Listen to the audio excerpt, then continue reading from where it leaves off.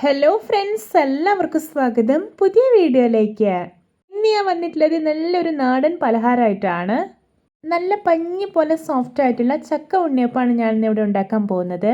Video കണ്ടിട്ട് ഇഷ്ടപ്പെടുവാണെങ്കിൽ like ചെയ്യുക, ഷെയർ ചെയ്യുക, കമൻറ്റ് ചെയ്യുക, ചാനൽ സബ്സ്ക്രൈബ് ചെയ്യാനും മറക്കരുത്. പിന്നെ ഫേസ്ബുക്കിലൂടെയാണ് വീഡിയോ കാണുന്നതെങ്കിൽ പേജ് ഫോളോ കൂടി ചെയ്യണേ. ഒപ്പം നമുക്ക് നേരെ വീഡിയോയിലോട്ട് പോവാം.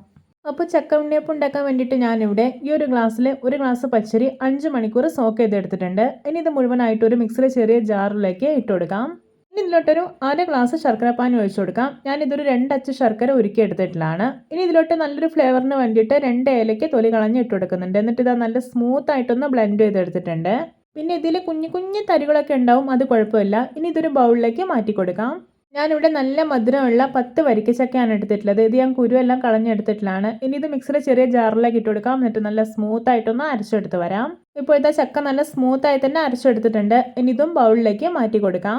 ബേക്കിംഗ് സോഡ ഒന്നും ചേർക്കാതെ വളരെ പഞ്ഞി പോലെ സോഫ്റ്റ് ആയിട്ട് തയ്യാറാക്കി എടുക്കാൻ പറ്റുന്ന നല്ലൊരു ചക്ക ഉണ്ണിയപ്പം റെസിപ്പിയാണിത്. എല്ലാവരും ഇതുപോലെ ഒന്ന് ഉണ്ടാക്കി നോക്കണേ. ഇപ്പോൾ ഇതാ ഈ ഒരു ബാറ്റർ നല്ല തിക്കായിട്ടാണ് ഇരിക്കുന്നത്. ഇനി ഒരു 2 ടേബിൾ സ്പൂൺ ശർക്കരപ്പാനി കൂടെ ഒഴിക്കുന്നുണ്ട്. എന്നിട്ട് വീണ്ടും നല്ലപോലെ ഒന്ന് ഇളക്കി യോജിപ്പിച്ചെടുക്കുകയാണ്. ഇനി ഇതിലോട്ടൊരു 1 ടീസ്പൂൺ എള്ള് കൂടെ ചേർക്കുന്നുണ്ട്. എന്നിട്ടൊന്ന് മിക്സ് ചെയ്തെടുക്കാം. ഇപ്പോൾ ഈ ഒരു ബാറ്ററിൻ്റെ കൺസിസ്റ്റൻസി കണ്ടോ, ഓവർ ലൂസ് അല്ല, എന്നാൽ കുറച്ച് തിക്കായിട്ടാണ് ഇരിക്കുന്നത്. ഈ ഒരു പാകത്തിൽ വേണം നമ്മൾ ബാറ്റർ റെഡിയാക്കി എടുക്കാനായിട്ട്. ഇനി പെട്ടെന്ന് തന്നെ ചക്ക ഉണ്ണിയപ്പം റെഡിയാക്കി എടുക്കാം. അതിനായിട്ട് ഞാനിവിടെ ഉണ്ണിയപ്പക്കല്ല് നന്നായിട്ട് ചൂടാക്കി എടുത്തിട്ടുണ്ട്. ഇനി ഇതിലോട്ട് എണ്ണ ഒഴിച്ചു കൊടുക്കാം. ഇപ്പോൾ ഇതാ എണ്ണ നല്ലപോലെ ചൂടായിട്ടുണ്ട്. ഇനി ഇതൊരു മീഡിയം ഫ്ലെയിമിൽ വെക്കുക. എന്നിട്ട് എല്ലാ കുഴികളിലും മാവ് ഒഴിച്ചു കൊടുക്കാം.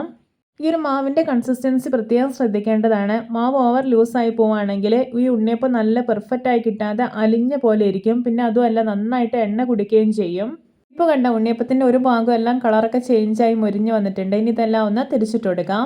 പിന്നെ ഒരു കാര്യം ശ്രദ്ധിക്കേണ്ടത്, ഫ്ലെയിം കൂട്ടി വെക്കുക ചെയ്യരുത്. ഫ്ലെയിം കൂട്ടി വെക്കുകയാണെങ്കിൽ പുറമേയൊക്കെ പെട്ടെന്ന് തന്നെ മൊരിഞ്ഞ് കിട്ടും, പക്ഷേ ഉള്ളിൽ നല്ല പെർഫെക്റ്റ് ആയിട്ട് കുക്കായി കിട്ടില്ല.